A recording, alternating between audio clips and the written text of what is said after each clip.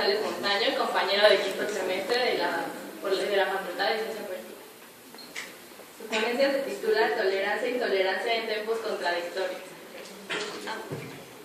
Muy buenas tardes a todos ustedes. Antes de empezar con la ponencia, básicamente voy a dar un agradecimiento muy cordial a mis profesores, pero sobre todo a mis grandes amigos, ¿no? El licenciado Marco Antonio Domínguez Alcántara y el doctor Francisco Piñón, por esta invitación. Por cuestiones de tiempo, indudablemente voy a tener que leer mi ponencia, ya que el tiempo es muy reducido, y es importante comenzar diciendo que en este mundo, azotado por el bombardeo incesante de las ideas hegemónicas neoliberales, ha conducido, o mejor dicho, ha tratado de influir en la conciencia colectiva de la sociedad de que las ideologías, llámese izquierda o derecha, han quedado en el olvido dentro del recóndito lugar denominado historia, ya que eso es lo que nos divide más que unirnos en pensamiento y actuar para el progreso de la sociedad entera. Las ideologías son vistas en estos días de desasosiego colectivo como el mayor peligro de nuestra época, porque encubren la verdad mistificando la realidad, sin considerar que la ideología surge esencialmente de las condiciones materiales de existencia o de vida propias de una sociedad específica en su desarrollo histórico particular y de las específicas formas de dominación dentro del mismo seno societal. Por ello, todo aquel que piense diferente a las ideas hegemónico-culturales que sostienen aquellos que detentan el poder son tildados de demagogos, emuladores mesiánicos, dogmáticos y consecuentemente en intolerantes y reaccionarios del progreso. Y ejemplificando con un autor llamado Manfred Max Neff, que ganó el Premio Nobel Alternativo de Economía, él mencionaba: si sostengo, invocando la ley de la oferta y la demanda, que en el mundo hay mucha más demanda por pan que por operaciones de cirugía estética y mucho más de alivio de la malaria que de vestidos de alta costura, si sugiero un referéndum que pregunte a los ciudadanos si prefieren destinar las reservas monetarias para salvar vidas o salvar bancos, se me acusará sin duda de ser demagógico. Si por el contrario acepto que es más urgente, más necesario, más conveniente y más provechoso para todos impedir la quiebra de una aseguradora o una institución bancaria que dar de comer a millones de niños, socorrer las víctimas de un huracán o curar el dengue, si diría que soy realista. Termino así. En este mundo está construido bajo las bases clamorosas de contradicciones incesantes, lo que hoy es en sí una postura divergente a lo que se plantea formalmente, es decir, institucionalmente. En su defecto está categorizada como ideología pura y visión intolerante y deformada de la realidad. Ahora bien, el concepto tolerancia, o en su forma opuesta, intolerancia, han servido como moldes teórico-conceptuales o en su caso como herramientas hegemónicas de dominación ideológica. Aquí hago la aclaración de que el concepto hegemónico lo tomo esencialmente del pensamiento gramsciano, de dominación ideológica, que se les imprime cierta carga valorativa que busca la universalidad para así aceptar una práctica cotidiana específica del uso del término y de una visión particular del mundo.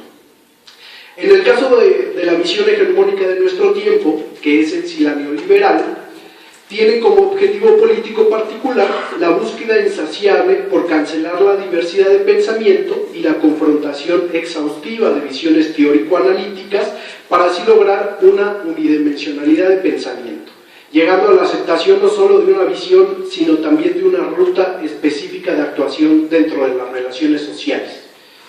Ante lo anterior, podemos realizar una importante aseveración. La lucha por la hegemonía política e ideológica de las fuerzas históricas, en parte, tiene como campo de batalla todos aquellos conceptos que aparentemente son apolíticos, pero en su verdadero actuar son extremadamente políticos por su búsqueda de definir posturas y delinear la acción social del individuo en la materialidad de su vida. Por lo mismo, el concepto tolerancia, o en su versión contraria, intolerancia, ha revertido y bajo la tónica valorativa neoliberal, conlleva las siguientes características. o mejor dicho, los siguientes objetivos políticos dentro de las prácticas cotidianas de la sociedad, tanto la sociedad política como la sociedad civil, desde mi particular punto de vista. En primera, y antes que todo, el concepto ha revertido su significado por su uso concreto materializado en la realidad, es decir, todo aquel que tenga una postura diferente a la oficial o a la nuestra particular es intolerante, mientras que todo aquel que acepte la postura hegemónica o la postura de nosotros como individuos es la persona más tolerante del mundo. Considerando lo anterior, este uso conceptual de los términos aquí tocados en la práctica cotidiana evoca en primera instancia la cancelación del conflicto intelectual para el avance teórico mismo de las disciplinas y ciencias sociales, pero sobre todo diluye la idea de que toda forma de pensamiento o conocimiento es una formación ante todo social, lo cual esa idea es sustituida con la idea básica y la premisa esencial de que el conocimiento es una formación individual que no tiene vínculo con el desarrollo histórico específico del extracto societal en su conjunto. En segunda, y en consecuencia de la antes anunciada, se suprime el debate como medida clara para la aceptación de la diversidad ideológica, anteponiéndose el diálogo unilateral, ocasionando la unidimensionalidad de pensamiento, la cual es una forma de imposición a una sola lógica de actuar y de concebir el mundo. Y hago referencia esencialmente al pensamiento hegemónico moderno, que es el pensamiento neoliberal, y despojando así al individuo social de su capacidad crítica de sus condiciones particulares de vida, para poner en contraposición en la conciencia actual del mismo individuo la pasividad e indiferencia, en donde esta última, recordando el pensamiento hegeliano, es el punto muerto de la historia. Como tercer punto, evadir esencialmente el diálogo y el debate es aceptar un pensamiento lineal, un pensamiento ante todo no contradictorio. Y en cuarto y último lugar, la homogeneización del pensamiento colectivo es un mecanismo más de hacer parecer a los desiguales por naturaleza como iguales. Y aquí tomo diversos conceptos de Marx que los toca en La cuestión judía, en su libro de La cuestión judía. Simplemente Marx los toca en una superestructura jurídica, yo los tomo como en la superestructura ideológica.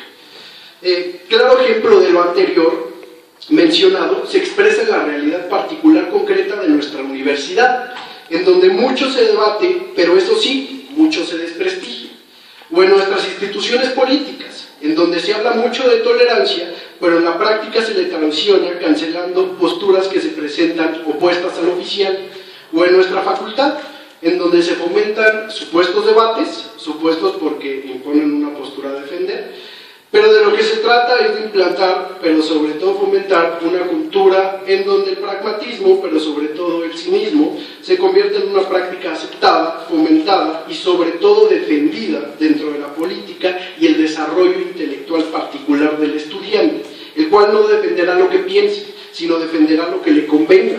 No tendrá fe en lo que haga porque no sabrá ni siquiera lo que defiende. Esto nos da como resultado rectores que se ven como tolerantes. Hago una acotación aquí, me refiero específicamente a nuestro rector de la universidad, al ingeniero José Ramón Robles. Rectores que se ven como intolerantes, pero en la práctica se ensañan en la cancelación del debate. Presidentes que se dicen incluyentes con el pueblo, pero en la práctica hacen todo por regarlo. Los traidores de su palabra se han convertido en los traidores de nuestras vidas. Nos encontramos en el país en donde el diálogo se da unilateralmente, pero eso sí, es presentado como muy incluyente. Diálogo sin pasión, pasión sin discusión, hombres sin locura, demencia sin humanos. En fin, como diría Marx, si hay un pasaje de la historia pintado en gris sobre fondo gris, es este.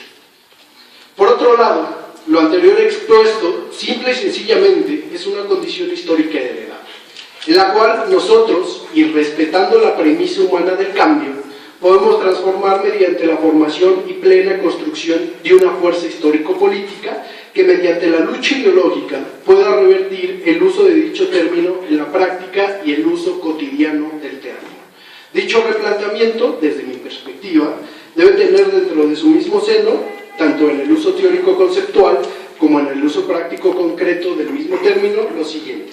En primera, es importante revalorizar el contenido clásico del término en contrapartida del revés utilitario de la visión hegemónica neoliberal, en el sentido de respetar las diferentes ideas y percepciones de las condiciones específicas de existencia, para luego propiciar así el debate y la confrontación de ideas entre visiones, muchas de las veces hasta opuestas dentro de un punto particular. Ante ello, es importante mencionar que tolerancia no es aceptar la percepción del otro, sino es esencialmente escucharlo para luego poder discernir mediante el debate o, en su defecto, compartir la postura mediante el diálogo. Ahora bien, aceptar y propiciar este nuevo uso del término implica como trasfondo del mero debate el reconocimiento del otro como nuestro igual por ser diferente.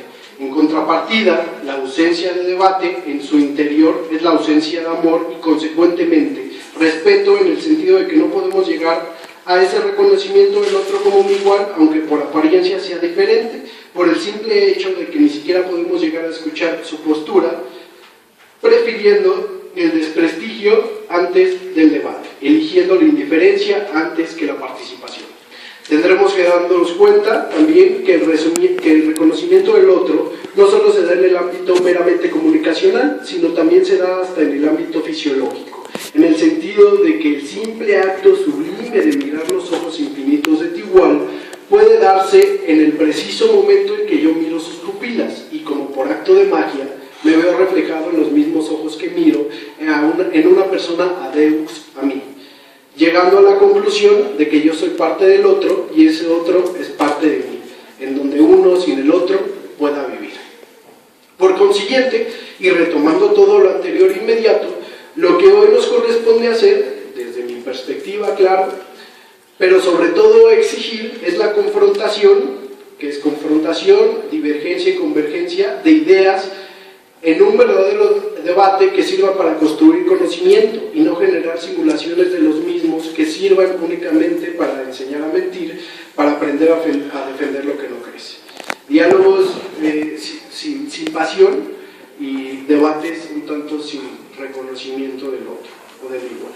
Estamos en esa responsabilidad histórica de desechar el punto muerto de la historia encarnada por la indiferencia, de desechar el desprestigio y instaurar el debate constante, el diálogo perpetuo, la confrontación absoluta de ideas. Tiempos contradictorios nos azotan, tiempos en donde las siguientes preguntas me agobian la mente, me carcomen el pensamiento. Hablamos tanto de tolerancia, pero ¿cuál es el porqué de nuestros oídos? ¿Cuál es el porqué? De que nuestros oídos se han convertido en sordos y nuestras palabras se han transformado en silencios. ¿Será que la indiferencia ya es parte de nosotros? ¿Será que la esperanza de cambio y transformación nos ha abandonado? ¿Será que nuestro corazón ha perdido fuego y nuestros esfuerzos que trabajan por la justicia han perdido pasión? ¿Callamos o nos callan? Ante eso, mi ponencia me deja más dudas que resoluciones y simplemente quiero terminar con un párrafo que anteriormente lo mencionó mi compañero Samna, del poema ¿Qué les queda a los jóvenes de Benedetti? Y empieza así, comienza así. ¿Qué les queda por probar a los jóvenes en este mundo de consumo y humo? Vértigo, asaltos, discotecas. También les queda discutir con Dios tanto si existe como si no existe. Tender manos que ayudan, abrir puertas entre el corazón propio y el ajeno. Sobre todo, les queda hacer futuro a pesar de los ruines del pasado y los sabios granujas del presente. Muchísimas gracias.